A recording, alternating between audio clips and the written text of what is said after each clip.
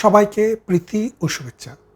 প্রিয় সুধী, আপনারা জানেন বাংলাদেশ নামক এই ছোট্ট দেশটিকে চারদিক থেকে রাহুরা এমনভাবে ঘিরে ধরেছে, এ দেশের মানুষ, এ দেশের মানুষের জীবন, সমাজ, রাষ্ট্র এবং ধর্ম কোথায় গিয়ে দাঁড়াবে কেউ জানে না। আর কারো জানার ইচ্ছা আছে সেটাও মনে হচ্ছে না। বাংলাদেশে মুসলিম সংখ্যাগরিষ্ঠ একটি দেশ, কিন্তু হাজার হাজার বছর থেকে এদেশে হিন্দু জনগোষ্ঠী, বৌদ্ধ জনগোষ্ঠী, জৈন এবং অন্যান্য ধর্মের নানান নৃগোষ্ঠীর মানুষ শান্তিতে সহাবস্থান করে এসছে। সেই দেশটিকে এই জুলাই মাসে 2024 সালে এমন একটি অন্ধকারের গলির দিকে মুখ করে দেওয়া হয়েছে। এখন অন্ধকারে যত যাচ্ছে, এটি আস্তে আস্তে ব্ল্যাক হোলের দিকে চলে যাচ্ছে। সাম্প্রতিক নানান খেলা শুরু হয়েছে বাংলাদেশকে নিয়ে। একদিকে ভারত, একদিকে চায়না, একদিকে মৌলবাদী পাকিস্তান, আরেকদিকে বিশ্ববাটপার আমেরিকা, এবং শকুনের দৃষ্টি দিয়ে তাকিয়ে আছে বাংলাদেশের দিকে। বাংলাদেশ, আপনারা জানেন, বৈদেশিক মুদ্রা অর্জন করার বাংলাদেশের মাত্র দুটি জিনিস রয়েছে। একটি হচ্ছে foreign currency income from man power. মধ্যপ্রাচ্যে, আমেরিকায়, ইউরোপে, অস্ট্রেলিয়ায়, কানাডায়, আফ্রিকায় সহ পৃথিবীর নানা দেশে আমাদের শ্রমিকরা যায়, তারা সেখানে কাজ করে, আর গ্রামে, শহরে, গঞ্জে আত্মীয় স্বজন, পরিজন সবার জন্য তারা সেই রেমিটেন্সের টাকা দেশে ফেরত পাঠায়। আরেকদিকে আমাদের দেশের বিশেষ করে নারী শ্রমিকরা দিনের পর দিন কষ্ট করে গার্মেন্টসে কাজ করে সেই গার্মেন্টসকে দিয়ে বিদেশ থেকে প্রতি বছর অ্যাভারেজে 60 থেকে 70 বিলিয়ন ডলার আমাদের জন্য বৈদেশিক মুদ্রা নিয়ে আসে। এখন এই 24-এর জঙ্গি উত্থানের পর আমেরিকার টাকায়, আমেরিকার পৃষ্ঠপোষকতায় যে আন্দোলনটি বাংলাদেশে হয়েছে, সেই আন্দোলনের মাস্টার মাইন্ড হিসেবে এসে দাঁড়ালেন ডক্টর ইউনূস, নোবেল ইউনূস। সেই নোবেল ইউনূস আসার পর তার ব্যক্তিগত স্বার্থ চরিতার্থ করার এমন কোনো পথ তিনি বাকি রাখেন নাই। আস্তে আস্তে এই দেশটাকে আমেরিকার কলোনিতে রূপদান করেছেন। আমেরিকাকে বন্দর দিয়ে দিতে হবে, আমেরিকাকে দিতে হবে নেভাল বেজ, আমেরিকাকে দিতে হবে সামরিক ঘাঁটি, আমেরিকাকে দিতে হবে করিডোর, আমেরিকার থেকে জাহাজ কিনতে হবে, আমেরিকার থেকে বিমান কিনতে হবে, তেলও এখন আমেরিকার থেকে কিনতে হবে। আমরা আগে, আপনারা জানেন, যে কাতার থেকে এলজি গ্যাস বা এলপি গ্যাস আমরা কিনতাম, যেটা দিয়ে আমাদের দেশে গ্রামে গঞ্জে মানুষের রান্নাবান্নার কাজ করে। সেই গ্যাস এখন আসবে আমেরিকা থেকে। কাতার থেকে আনলে যে দাম পড়তো গ্যাসের, সেই দামের তুলনায় 1.5 গুণ বেশি দামে আমেরিকা থেকে আনতে হবে। এবং বাংলাদেশ 8 লাখ মেট্রিক টন গম আমেরিকা থেকে কিনবে। এই গম যদি আমেরিকা থেকে না কিনে আমরা যদি ইউরোপ থেকে বা বাংলাদেশের প্রতিবেশী রাষ্ট্র, ইভেন পাকিস্তান থেকেও কিনি বা ইন্ডিয়া থেকে, চায়না থেকে কিনি, তাহলে আমাদের সেই গমের যে দাম পড়ে, শুধু আমেরিকা থেকে ক্যারিং কস্ট তার চেয়ে বেশি পড়ে। তাহলে খেয়াল করে দেখেন, এই দেশটাকে ক্ষমতার মসনদে বসার জন্য মির্জাফর কী করেছিল? ইস্ট ইন্ডিয়া কোম্পানিকে সব দিয়ে দিয়েছিল, বলেছিল আমার শুধু নবাবই দরকার। তার মানে নবাবের শুধু দায়িত্ব থাকবে, কোনো ক্ষমতা থাকবে না, আর ইস্ট ইন্ডিয়া কোম্পানির শুধু ক্ষমতা থাকবে, কোনো দায়িত্ব থাকবে না। লুটপাট করে এই সোনার দেশটাকে যেভাবে ফকিরে পরিণত করেছিল, দুর্ভিক্ষ মন্বন্তরের সৃষ্টি করেছিল, সেই একই কায়দায় এই জামাত বিএনপি আজ বাংলাদেশকে পথে বসিয়েছে। আপনারা শুনেছেন, জামাত বলছে যে আমাদের পরীক্ষিত বন্ধু। হ্যাঁ, আমেরিকা জামাতের পরীক্ষিত বন্ধু। কারণ 1971 সালে আমার নারীরা যখন দর্শিত হচ্ছে, আমার ভাইদেরকে যখন হত্যা করা হচ্ছে, আমার মুক্তিযোদ্ধাদেরকে যখন রাষ্ট্রবিরোধী বলে হত্যা করা হচ্ছে, যেই অস্ত্র দিয়ে হত্যা করা হয়েছিল সেই অস্ত্র আমেরিকা থেকে এসেছিল, আর সেই অস্ত্র চালাচ্ছিল জামাতের আলবদর, আল শাম, রাজাকার এবং শান্তি কমিটি। জামাত প্রাতিষ্ঠানিকভাবে 1971 সালে আমেরিকার সাথে, পাকিস্তানের সাথে ছিল।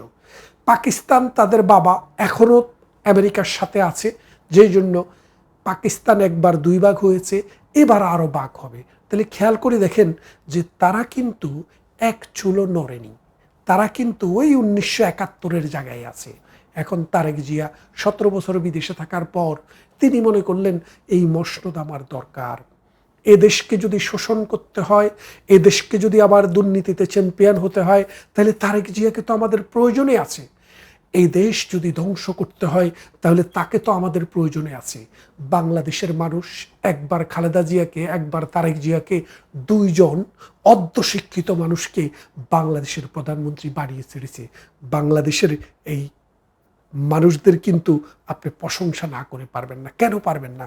দেখেন, বাচ্চা স্কুলে পড়ে, মাইলস্টোন স্কুলে পড়ে, ক্লাস 6-এ পড়ে, অথবা উইলসে পড়ে, অথবা অন্য কোনো স্কুলে পড়ে, ক্লাস 6-এ পড়ে, 5-এ পড়ে, তার জন্য বিশ্ববিদ্যালয়ে ছাত্র রাখা হয়েছে তার রেজাল্ট কেমন, ম্যাট্রিকে স্টার কয়টা, ইন্টারমিডিয়েট স্টার কয়টা, সেটা দেখা হয়।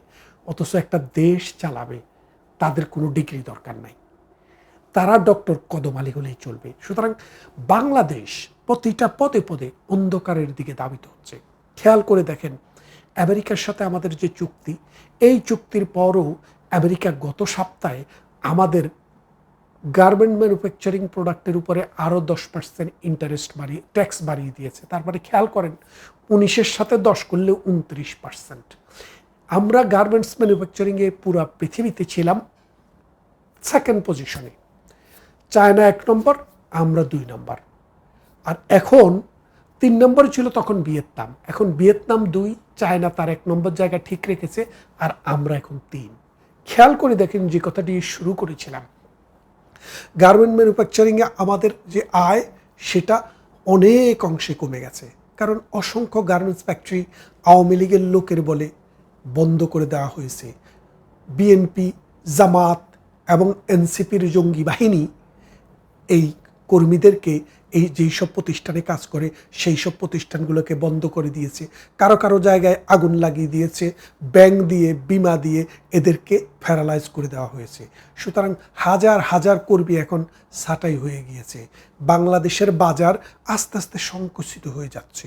ইউরোপের ফ্রান্স বাংলাদেশের বাজার থেকে যেই পরিমাণ পণ্য কিনতো, এটা এখন তার অর্ধেকে নেমে গেছে। ঠিক এমনি করে রাশিয়া এবং জার্মানি, স্পেন, পর্তুগাল এরাও কিন্তু বাংলাদেশ থেকে যে পরিমাণে আগে কিনতো সেই পরিমাণ থেকে কমিয়ে দিয়েছে। তার মানে বাংলাদেশ যে গার্মেন্টস দিয়ে 70 বিলিয়ন রপ্তানি করত প্রতি বছর, এটা প্রতি বছরে 5% করে বৃদ্ধি পেত। এখন এবারে 5% বৃদ্ধি তো দূরের কথা, আরও 5% কমে 65-তে চলে এসছে। তার মানে আমাদের 10 বিলিয়ন নেট ইনকাম সেখান থেকে অলরেডি কমে গেছে। এই বছর যেতে যেতে এটা 20 বিলিয়ন কম হতে পারে। তারপরে আমাদের যে পরিমাণে বিদেশে আমাদের শ্রমিকরা যেত, সেই শ্রমিকদের যে ইনকাম ডলারে সেটা যে পরিমাণে আসতো, সেটা এখন বর্তমানে দুবাই সহ বহু দেশ বাংলাদেশের শ্রমিক নেওয়া বন্ধ করে দিয়েছে ডক্টর ইউনূস আসার পর থেকে। এবং স্টুডেন্ট হিসেবে যে ছেলেবেলারা বিদেশে যেত সেটাও অনেকাংশে কমে গেছে। যার ফলে হয়েছে কি, যে 2টা ক্ষেত্রের কথা বললাম, একটি গার্মেন্টস, আরেকটি ম্যান পাওয়ার, এই 2টা ক্ষেত্রেই বাংলাদেশের অর্থনীতি সংকুচিত হয়ে যাচ্ছে।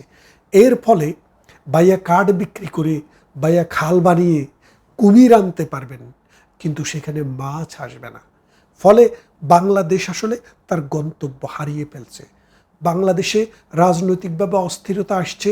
এবং আপনারা দেখেন যে প্রাগৈতিহাসিক যুগ থেকে এই যে ভারতবর্ষ, বাংলাদেশ, ভারত, পাকিস্তান, এই যে ভূখণ্ড, এই ভূখণ্ডের মানুষের মধ্যে শিশুদের প্রতি মায়া, মমতা এবং শিশুদের প্রতি শ্রদ্ধাবোধ এবং ভালোবাসা বা মমত্ববোধ এবং দায়িত্ববোধ যে পরিমাণে ছিল, এখন কিন্তু সেটা আর নেই।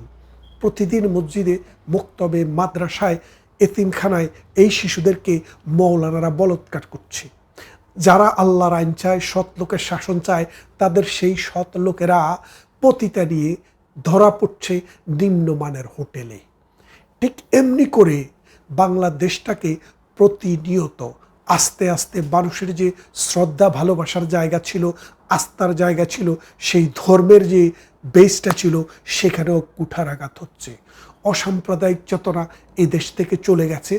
ফলে বাংলাদেশের সামনে কিন্তু একটা বিশাল অন্ধকার সামনের দিকে। আপনি খেয়াল করে দেখেন, 6 কোটি মানুষের মতো মানুষ আওয়ামী লীগ করে, তাদেরও কিন্তু দেওয়ালে পিঠ ঠেকে গেছে।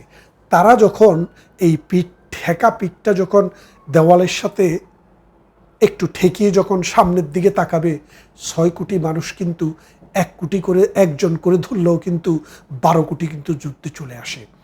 একটা দেশে যদি এই 12 কোটির মধ্যে সংঘাত হয়, তাহলে মনে রেখেন সেই দেশ কিন্তু গৃহযুদ্ধ অনিবার্য হয়ে পড়ে। ভারতের সাথে আমাদের বিশাল বর্ডার। প্রতিনিয়ত ভারতকে কিভাবে শত্রু বানানো যায়, ভারতকে কিভাবে আমাদের সাথে লাগিয়ে রাখা যায়, সেই রকমের একটা আলাপ আলোচনা রাজনৈতিক মহল থেকে এসছে। কোন রাজনৈতিক? সাম্প্রদায়িক রাজনীতিক, এনসিপি জঙ্গি রাজনীতিক বিদদের কাছ থেকে। এবং দেখেন 1971 সালের সাথে 2024-এর তুলনা করে বহু লোক লেখালেখি করছেন এবং প্রথম আলোতেও লিখছেন। অথচ দেখেন 1971-এর পর 72, 73, 74 সালে কোনো মুক্তিযোদ্ধাকে পিটাবে এমন সাহস বাংলার মাটিতে কারো ছিল না। এই দেখেন সার্জিস এবং কি পাটোয়ারি জানি, পাটের ব্যাপারী নাকি পাটোয়ারি, নাসিরুদ্দিন পাটোয়ারি, ওই হারামজাদা দুইটাকে কুত্তার মতো পিটাইছে আজকে। কোথায়? সিলেটে। এরপরে তারা গিয়েছিল এর আগে কোথায়? বঙ্গবন্ধুর জন্মস্থানে টঙ্গিপাড়ায়। সেখানেও ওই ট্যাঙ্কের ভিতরে করে পিসিতে করে ফেরত আসছে, আপনারা দেখেছেন। সুতরাং তাদের প্রতি মানুষের শ্রদ্ধা, আস্থা, ভালোবাসা কোনোটাই নেই। মানুষ বুঝতে শিখেছে তাদেরকে ব্যবহার করে ডক্টর ইউনূসের নীল নকশা, আমেরিকার টাকায় এই দেশটিকে বেনিয়াদের হাতে তুলে দেওয়া হয়েছে। 1 বছর 2 বছর যেতে হবে না, আগামী 6-7 মাসের মধ্যেই দেখবেন হাহাকারটা আরও কত বৃদ্ধি পায়। এর ফলে যেটা হবে যে এই বাংলাদেশ যেখানে ঊর্ধ্বগতি ছিল, সেটা নিম্নগতির দিকে চলে যাবে এবং শিশুদের ভবিষ্যৎ নষ্ট হয়ে যাবে। বলৎকারের আঁকড়াগুলোকে যদি বন্ধ করা না যায়, এই বলৎকারের আঁকড়াগুলোকে যদি নিয়ন্ত্রণ করা না যায়, তাহলে এই দেশে আগামী প্রজন্মে একটা নষ্ট প্রজন্মের শিশুরা বড় হয়ে উঠবে। সত্যিকারের শিশুদেরকে যদি রক্ষা করা আমরা না পারি, তাহলে আমাদের ভবিষ্যৎ সত্যিকার অর্থেই অন্ধকার। আসুন, এই বাংলাদেশকে আমরা বিদেশিদের হাতে তুলে দিতে চাই না। এই বাংলাদেশকে আমরা বেনিয়াদের তীর্থস্থান করতে চাই না। এই বাংলাদেশকে আমরা গৃহযুদ্ধের স্থান হিসাবে দেখতে চাই না। এই বাংলাদেশকে আমরা মানুষের দেশ, সভ্য মানুষের দেশ, অসাম্প্রদায়িক চেতনার দেশ, 71-এর মুক্তিযুদ্ধের চেতনার দেশ, আমাদের সাংস্কৃতিক ধারাবাহিকতার দেশ, পূর্বপুরুষের দেশ হিসেবে যদি আমরা দেখতে চাই, আসুন সবাই সাম্প্রদায়িক শক্তিকে রুখি, সন্ত্রাসীদেরকে রুখি, জঙ্গিদেরকে রুখি এবং সুন্দরের দিকে যাত্রা করতে হলে 71-মুখী রাজনীতি আবার শুরু করতে হবে। কথা হবে অন্য কোনো ভিডিওতে। ভালো থাকবেন ততক্ষণ।